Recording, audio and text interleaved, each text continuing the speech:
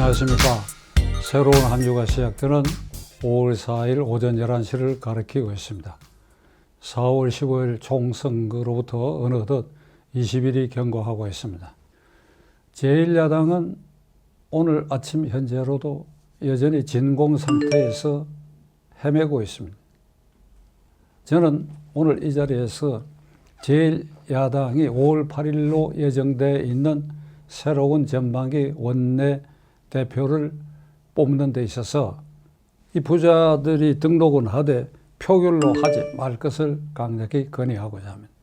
왜 제가 이 말씀을 드리느냐. 지금 84명의 지역구 당선자 중에 40명이 초선의원이고 재선의원이 20명 해서 60명. 거의 3분의 2가 초재선 의원들입니다. 이들이 새로 내세울 원내대표가 어떤 사람이 적합한지 잘 모르는 사이에 3, 4일 뒤에 투표로 결정한다. 수기 과정을 거치시기 바랍니다. 8일을 한 2, 3일 늦추더라도 수기 과정을 거치십시오. 합수훈련식으로 하라는 뜻이 아닙니다. 그렇게 할 수 있으면 더욱 좋습니다. 그러나 그게 어려우면 매일같이 아침 10시부터 저녁 8시까지 분임토의, 난상토의를 거쳐서 누가 1기 원내대표에 합당한지, 더 나아가 국민들에게 실망시키지 않게 수기, 합의, 그리하여 우리는 새롭게 성숙한 모습을 보인다. 분열하지 않는다. 거기에서 조각을 내지 않는다. 분파작용을 하지 않는다. 그러니까 이런 우려를 갖는 국민들에게 성숙한 모습을 보이는 것은 이번 1기 원내대표만은 수기, 합의 결정할 것을 강력히 권고하고자 합니다. 지금 미래통합당이 해야 할 일은 이번 선거의 패인을 잘 분석하는 데서부터 출발해야 할 것입니다.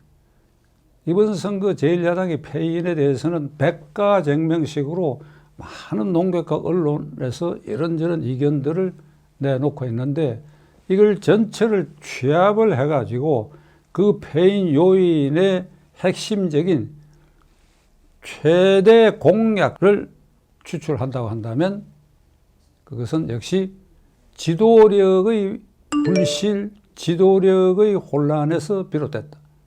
다시 말하면 그 지도력의 중심 황교안 대표, 그리고 황교안 대표 체제가 작년 3월 이후에 선거일까지 흔들리고 무능한 모습을 보이고 결기를 보이지 못했다. 다시 말하면 제1야당의 상징인 리더 황교안, 그 황교안 대표가 문재인 대통령과의 경쟁에서 졌다 이 말입니다. 2월 초에 코로나가 확대되기 시작할 무렵에 누구의 눈에도 이 선거는 하나만 하는 선거다. 무슨 수로 민주당이 문재인 대통령이 야당을 꺾고 과반수 이상을 차지하냐. 말도 안 되는 소리다. 이 선거는 끝났다. 종쳤다.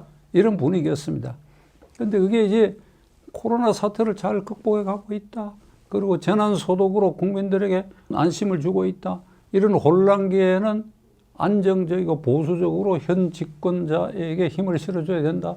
이런 논리로 변질되기 시작했습니다. 시청자 여러분, 지난 3년 동안 문재인 대통령의 치적에 대해서 엄청나고 혹독한 실정과 폭정에 대해서 그것을 덮을 만큼 코로나를 잘 수습하고 있다. 재난소독에 대해서 국민을 안심시키고 있다. 못 덮지요. 결국은 이것은 야당이 그 점을 부각시키는데 실패했기 때문에. 다시 말하면 야당이 문재인 정권을 대신해서 대안 세력으로 믿을만하다. 듬직하다. 코로나 사태 수습은 오히려 야당이 더 잘할 수도 있다. 이런 믿음을 주지 못했기 때문에 패배한 것입니다. 특히 작년 10월 3일 광화문에서 당군들의 최대 인파가 모여가지고 문재인 아웃, 문재인 탄핵, 그 열기를 제1야당이 흡수하지 못했다. 그리고 결정적인 것은 선거 국면에 들어가서 이제 공천이 곧 시작되는 단계인데 민주당, 정부 여당에서는 이낙연 총리가 종로에 나갈 수도 있다. 요럴 단계에 그때 저는 이 방송을 통해서 선제적으로 황교안 대표가 내가 나간다 선언을 해라. 강한 장수의 모습을 보여야 된다. 강한 장수 밑에 약졸도 강졸로 변하는 것이다. 이 싸움은 당 대표가 문재인 대통령과의 대결에 있어서 강기를 보인 데서 승리할 수 있는 것이다. 제가 계속해서 얘기를 했지요.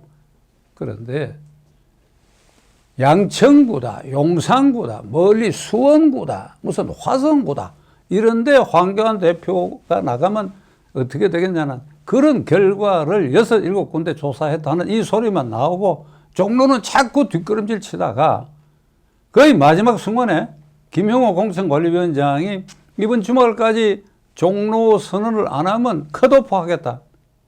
밀려서 그렇게 됐죠. 저는 그 무렵에 이렇게 얘기했습니다. 종로 출마를 포기하면 정계를 은퇴하라고까지 얘기를 했어요. 지금까지 제가 좀 장황한 설명을 드린 것 같습니다만 결론은 이렇습니다. 제1야당의 지도력의 불실이 결국은 침묵하는 다수, 중도층, 젊은 세대, 침묵하는 다수를 실망시켜가지고 이런 결과가 나왔습니다. 이제 여러분들이 원내대표를 뽑고 비상대책위를 구성하는 이 과정에서 이 침묵하는 다수를 좌절절망시키는 일을 반복해서는 안 됩니다. 그런 점에서 5월 8일로 예정되어 있는 새로운 원내대표를 뽑는 행사도 시일을 약간 늦추는 한이 있더라도 당선자 84명 플러스 무소속으로 당선된 4명, 88명이 한 곳에 모여서 가능하면 합숙해서 수기하는 것도 좋은 방법이 될 것입니다. 그렇게 해서 서로를 알아보고 무엇이 우리에게 가장 절실한 과제인가? 8월 30일 전당대회까지 우리는 어떤 준비를 해야 할 것인가? 과연 비상대책위원장을 외부에서 꼭 데리고 와야 하는가?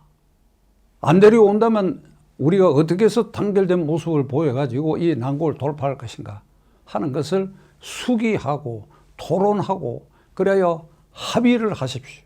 그래서 원내대표도 합의해서 뽑고 전당대회 대책도 여러분들이 합의하고 비상대책위 설립의 방법도 여러분들이 합의를 하십시오.